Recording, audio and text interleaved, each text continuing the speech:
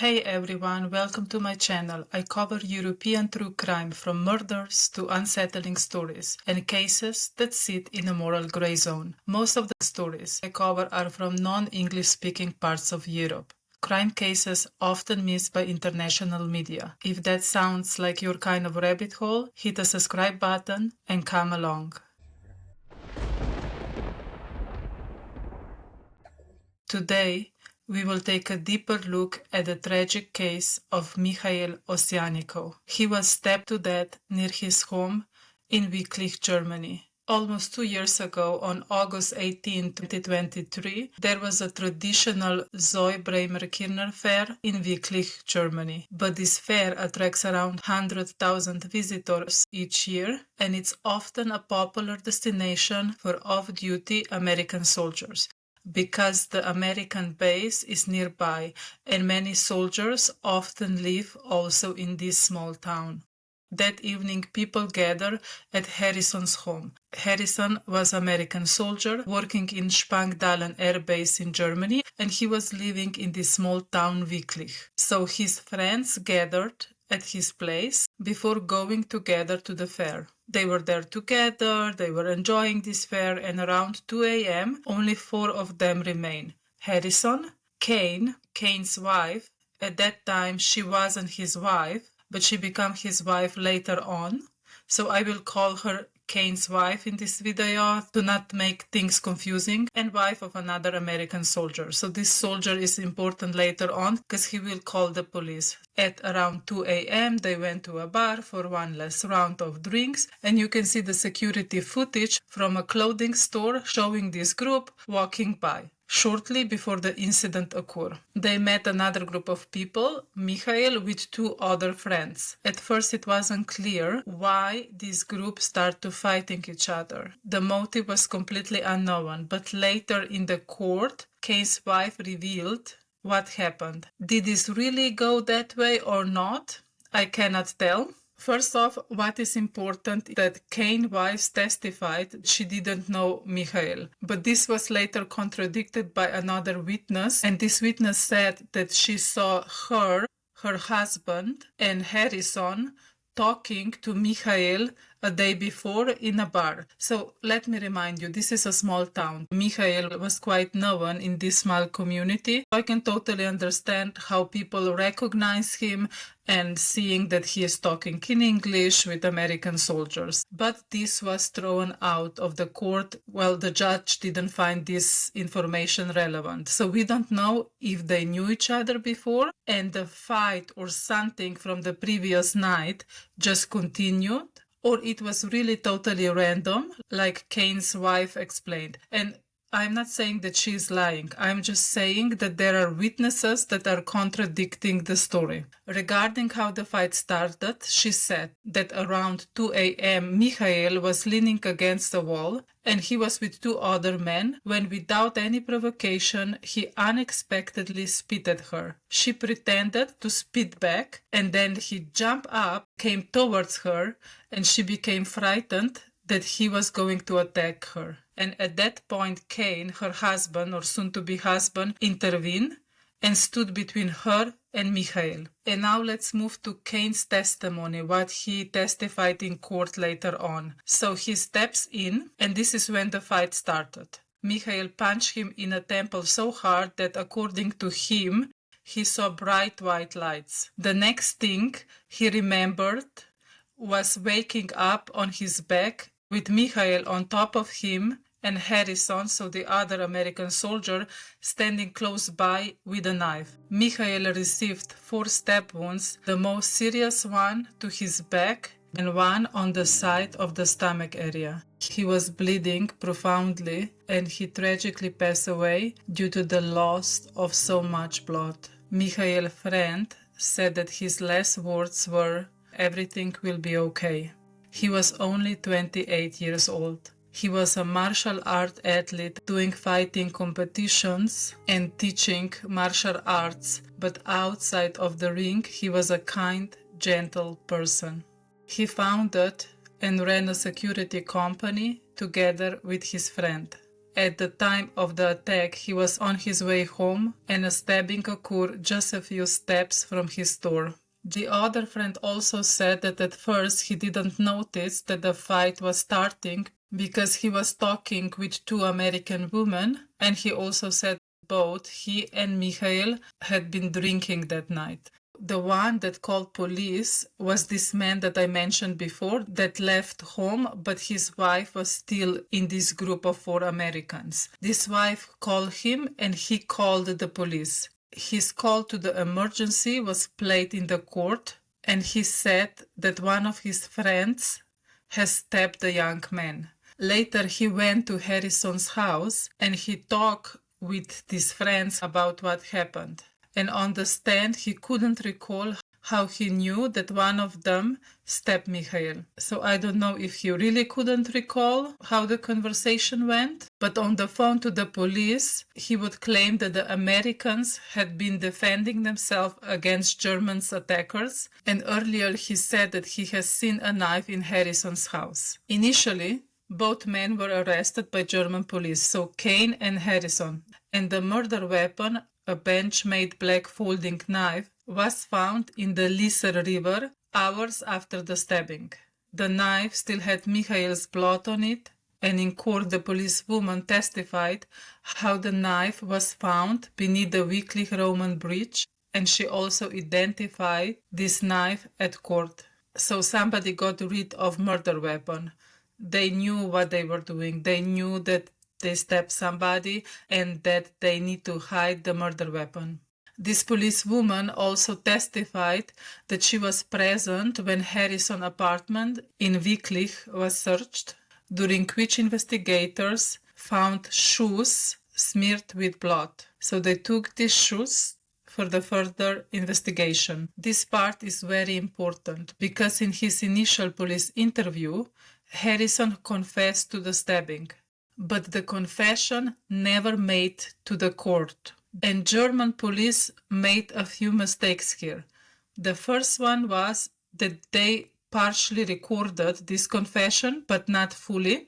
But the more important part, it looks like, was that when they read him his rights. So in Germany, you have a form that the suspect signs, and that means that he understands the charges against him. This document was never translated to English, so he signed a German document, and as a result, the confession obtained in this interview was excluded. The USA military court only offered a vague explanation, saying that there was the confusion about how the defendant's rights were explained. So the thing is that under USA law, even minor technical error can lead to the key evidence being suppressed.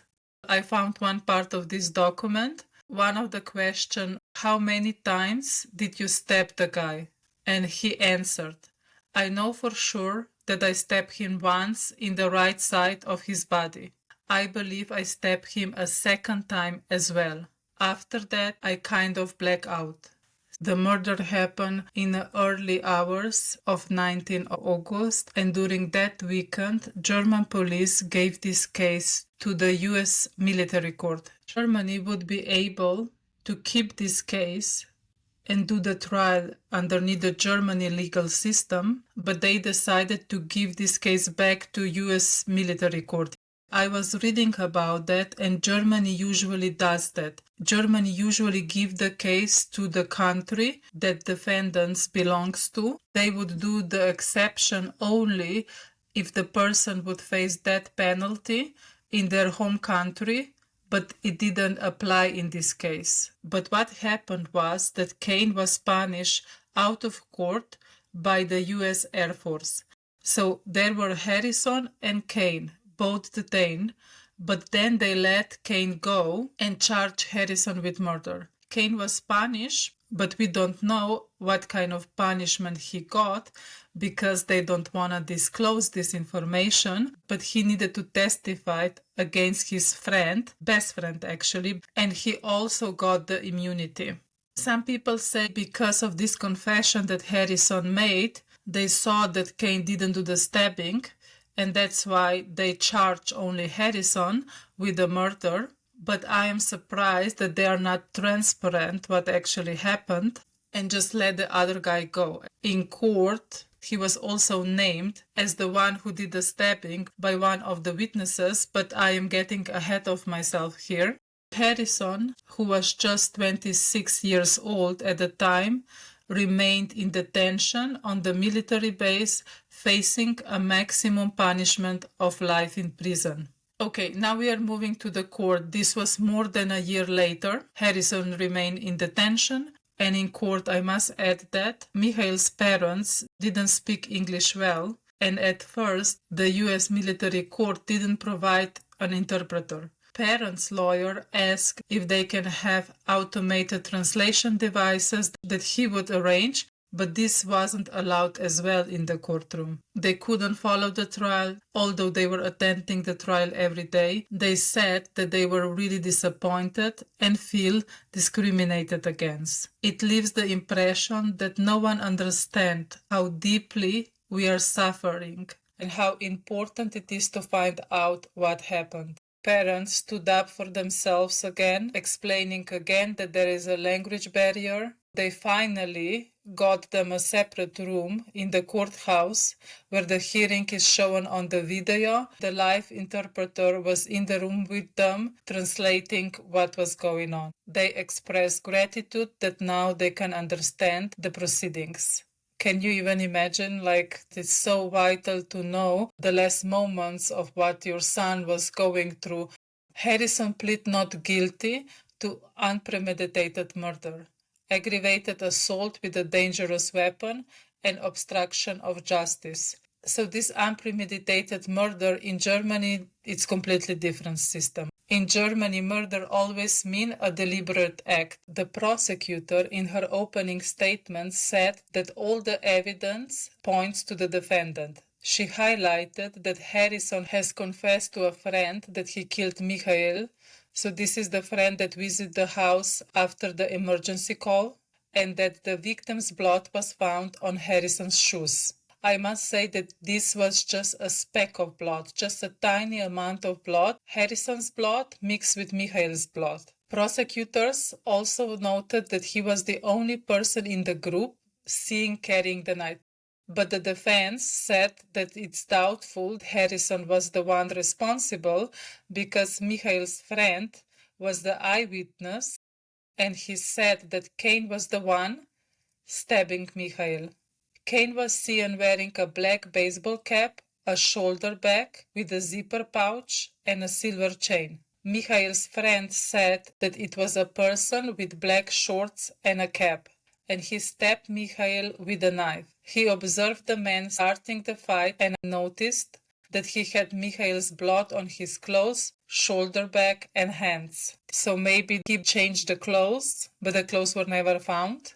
Mikhail's friend added that the man who stabbed Mikhail also had a shoulder bag and that he believed the knife came from it. He also admitted that he had been drinking that night, and when the prosecutor asked whether he might have confused Harrison and Cain, he replied, "I don't think so.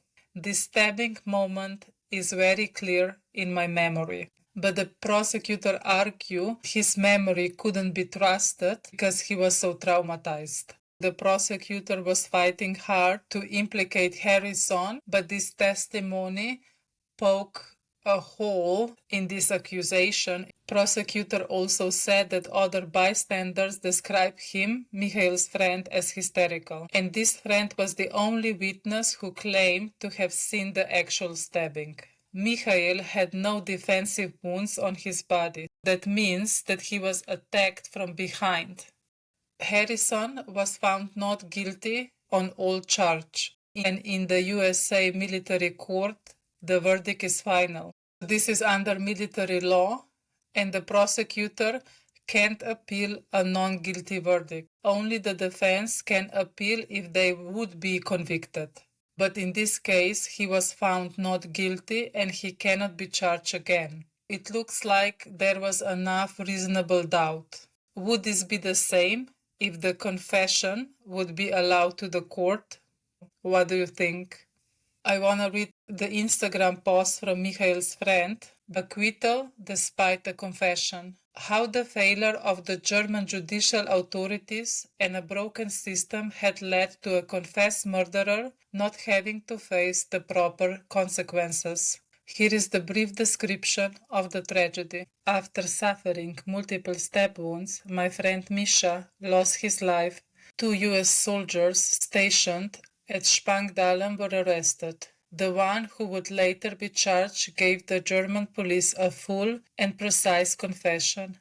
That very weekend, the German justice authorities hand over full jurisdiction to the USA under the NATO Status of Forces Agreement, and influence beyond basic police investigations were gone. At that point, a single format request would have been enough to keep the case in Germany and try it under German law. Instead, the German authorities backed down and allowed themselves to be steamrolled. The case vanished far too soon and without sufficient review by the German officials. And that's when the miscarriage of justice began, leading to the acquittal more than a year later. At the detention review hearing after the arrest, the defendant's lawyer read the confession aloud in court. The hearing was on Spangdahlem military base and open to the public. Family members, close friends, and their lawyers were all present. The prosecution, judges, spectators, and everyone in that courtroom heard the confession. It was part of the record supporting continued pretrial detention and surely a key reason why charges were later brought against one of the two. So why they charged Harrison and not Kane? The family members and Misha's friend heard the confession, but that confession was never allowed into the trial.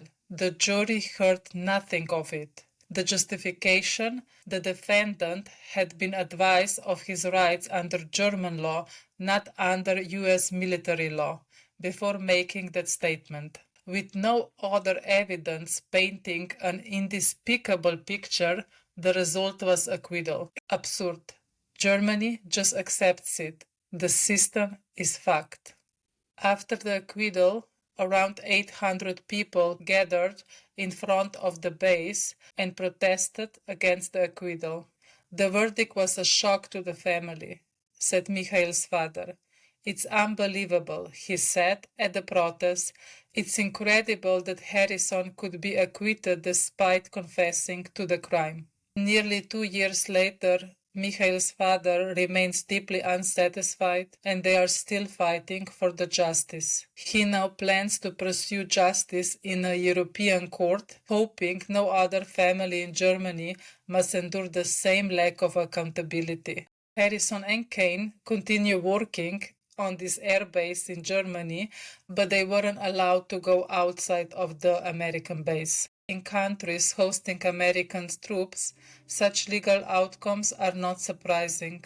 Residents of Japan Okinawa know this all too well, where acquittals of US servicemen accused of rape and murder have been common for decades. I hope that Mikhail's family can still find some glimpse of justice, and my deepest condolences go out to them. Thank you for listening to Mikhail's case, and we see each other in the next case.